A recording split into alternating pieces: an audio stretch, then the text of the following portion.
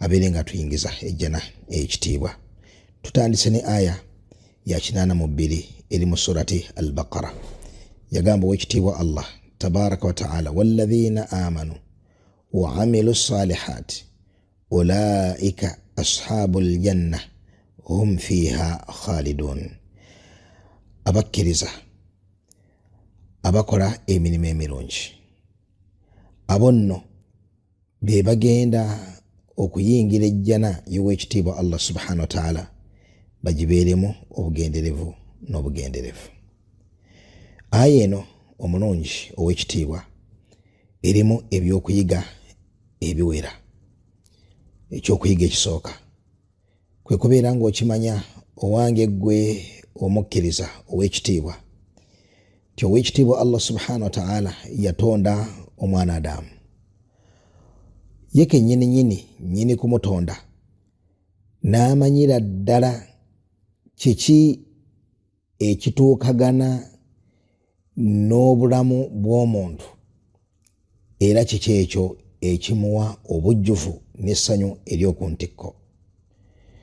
Ku duniya wano owekitiibwa Allah subhanahu wa ta'ala teyateekawo obulamu bujjuvu, wabula duniya yagikola ng'ejjudde naqais wal munaggisat, ng'ekubyeko obukendeevu n'ebintu ebikyankalanya obulamu bw'omuntu. Allah subhanahu wa ta'ala n'ateekateeka ekifo ekiyitibwa ejjana n'akitubuulira, era n'atubuulira bingi ebifa mu kifo ekyo. Amazima nga teriiyo kitendo kyonna kyowulira mu bitendo Allah byatenda nabyo ejjana okujjako ogenda okuwulira ng'omwoyo gwo gugwana kubeera mu jjana.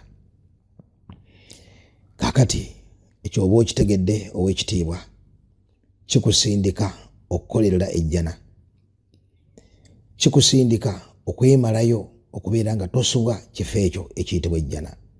Amazima kyekifo ekijjuza essanyu ly'omuntu. Amazima kyekifo ekituukagana n'ennecha y'omuntu. Amma edduniya ekubyeko obukendeevu, kikumalira nti Allah ne bw'agikuŋŋaanyiza yonna, so nga tewali gwagikuŋŋaanyiza, naye abagikuŋŋaanyiza yonna nga gw'olina obuyinza obw'oku ntikko, gw'olina byute ey'oku ntikko, gw'olina emaali esembayo okubeera ennyingi, gw'olina abaana abasinga okubeera abalungi, gw'olina patina asinga okubeera abantu ge basinga okwegomba okubeera nga buli muntu gw'alina, yaani ng'okuŋŋaanirako obulungi bwonna. Tekikumalira nti ekyokubeera ng'osigala okula n'ova mu buvubuka, byute netandika okwesala n'oyingira mu bukadde n'onafuwa. Tekikumalira okubeera ng'okufa kumalira edduniya eno okubeera nga nkendeevu, obukendeevu obw'amaanyi. Laqad fadaha almautu adduniya walam yatruk lidhi lubbi fiha faraha. Mazima okufa kwaweebuula edduniya eno ne kujanjala buswa mu maaso ga buli mutegeevu. Walam yatruk, okufa okwo ne kutalekera, lidhi lubbi fiha faraha, nyini bwongo obulamu okubeera nga yasigalamu, okubeera nga edduniya ekyamutwala n'emuzza eno n'emuzza eri. Wabula yamanya nti kino ekifo bwe kibeera nga ne bw'okuŋŋaanirako ebirungi so nga tebisobola kukuŋŋaanirako, ne bwe bikuŋŋaanirako owunziko obireseewo, idhan waliwo ekifo kyaffe gye tulina okuwangaalira, ewali obulamu obujjuvu, ewatali nnaku, ewatali bukendeevu, ewali buli kiruubirirwa, buli mwoyo kye gwegomba okutuukako, munnange nga gyekiri mu kifo ekyo ekyekitiibwa. Ekifo ekyo yejjana y'owekitiibwa Allah subhanahu wa ta'ala. Ogenda giyingira otya? Ogenda kuwona otya okubeera mu muliro? Ogenda kuwona otya okubeera mu bantu b'omu muliro? Obeere mu bantu b'ejjana. Wa qalilum mahum, so nga batono nnyo. Ebintu bibiri by'olina okukola. Ekisooka al-imaanu billah, kwe kukkiriza Allah tabaraka wa ta'ala.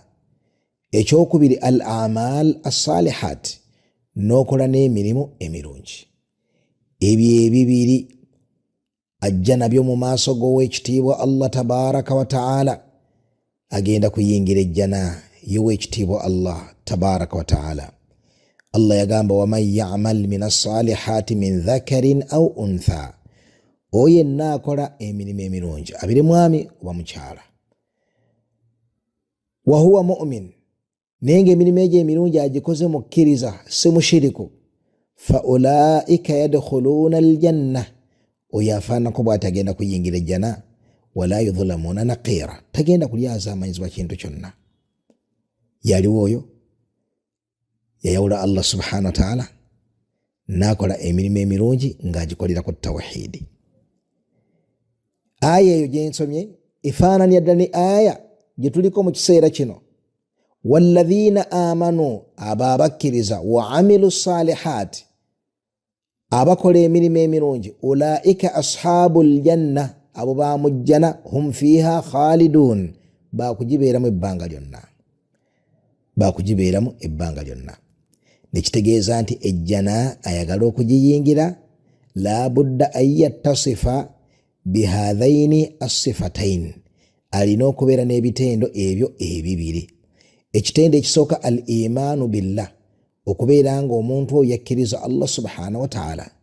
Okukkiriza Allah bino bikumenyawo, bwe weesanga ng'olina ekimu kyonna ku bino bye ngenda okumenya, ng'omanya nti ejjana ku ggwe lufumu singa ofiira ku mbeera eyo. Ekisooka okuwangaalira mu ddiini yonna etali busiraamu, okubeera ng'otambulira ku mugongo gw'ensi nga teweeyita musiraamu. Nze ndi mukatoliki, nze ndi mukristaayo, nze ndi mulokole, nze ndi mumalaki, nze ndi Seventh Day, nze ndi musodokisi, nze ndi munnabishaka, nze ndi musamize, nze ndi bino, nze ndi biri. Oba ofulumye mu abo abalingira ejjana w'ekitiibwa Allah subhanahu wa ta'ala. Limaadha? Lwaki? Kubanga tolina iman. Allah gati walladhina amanu wa amilu salihati, asoose iman. Ekyokubiri, oyinza okubanga weeyita musiraamu naye ng'oli musamize.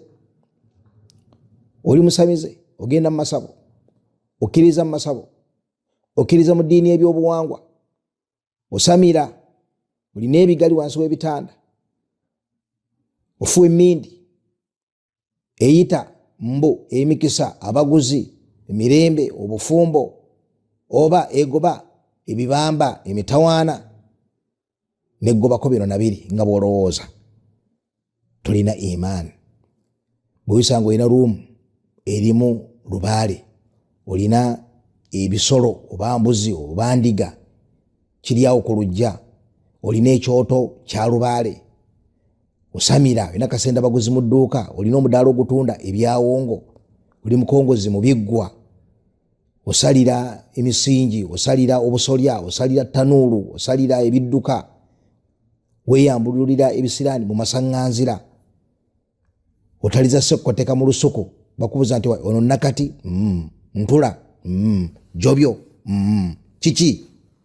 Bintu byaffe twasanga bajjajjaffe bwe bakola, byebikoteka amatooke, byebibaza amatooke nifanako bwe bityo, n'ebintu ebirala bingi nnyo ebyekishiriku. Munnange bwe weesanga nga bw'oti bw'ofaanana, tolina mugabo ku jjana. Ekitendo ekisooka tokirina. Walladhina amanu, mazima ddala abo abakkiriza Allah subhanahu wa ta'ala, toli mubo. Gattako na bano, okubeera ng'oli awo gwe nga weerangirirako nti gwe tolina ddiini, ng'abakyala bagamba nti omukyala taba na ddiini. Eddiini y'omwami we yebeera eddiini ye, ekikulu nze antwalako awutu, ekikulu nze anandabirira, ekikulu nze kyonna kyali nze sifaayo, nfuuka kyali. Abakazi tetuba na ddiini, bw'oba nga bw'oti bw'ofaanana.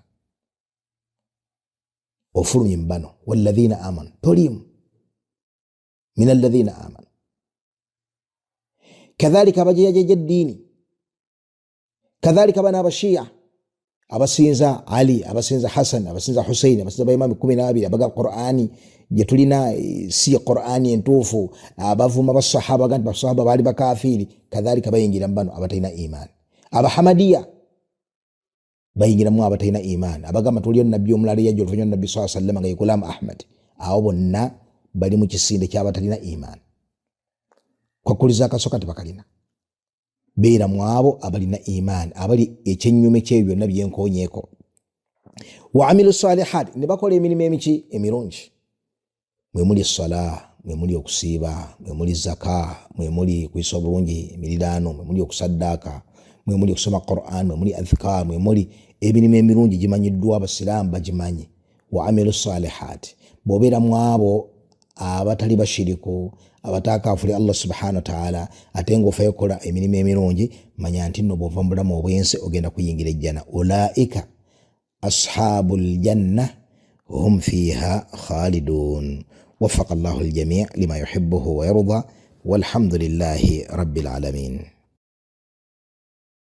Nsemyo jaffe nga tujijja kukwagala kwajo tujizze kwecho Allah tabarak wa taala chayagala. Allahumma salli ala Muhammadin wa ala ali Muhammad kama sallaita ala Ibrahim wa ala ali Ibrahim innaka Hamidum Majid wa barik ala Muhammad wa ala ali Muhammad kama barakta ala Ibrahim wa ala ali Ibrahim innaka Hamidum Majid. Allahumma rabbana atina fid dunya hasana wa fil akhirati hasana wa qina adhaban nar. Rabbana la tuzigh qulubana ba'da idh hadaytana wa hab lana min ladunka rahmatan innaka anta الوهاب.